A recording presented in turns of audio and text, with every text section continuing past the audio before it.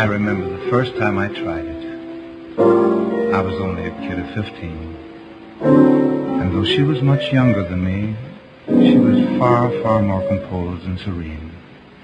I was eager, yet awkwardly backward, quite uncertain of how to proceed. But she seemed not to notice the hesitancy with which I prepared for the deed. It was out in the barn, I remember, at the close of a lush summer day. And the evening was scented with clover and bloom and the fragrance of newly mown hay. I remember she made no objection, showed no evidence of alarm, for I loved her, and she, I'm sure, loved me, since she first came to live on the farm. I remember I spoke to her softly as I cuddled her face in my hand, and I saw in the depths of her wide eyes the look of a loved one who understands.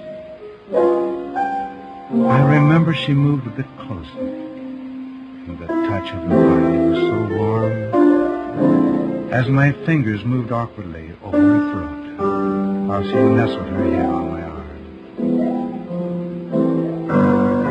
arm. Looking back on it now, I remember how I stood while my head seemed to spin with the thought of the thing I was going to do, yet reluctant it somehow began. And her eyes seemed, I thought, to rebuke me for waiting, for being afraid. And then Nellie, our ancient plow horse, looked over her manger and neighed.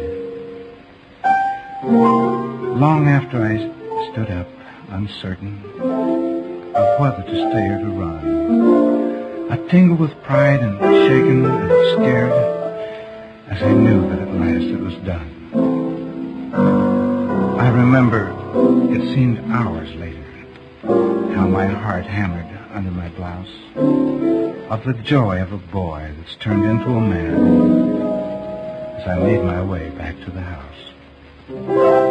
20 years have gone by since that meeting, and I've never forgotten the thrill and the joy I felt as a boy on the day when I first milked a cow.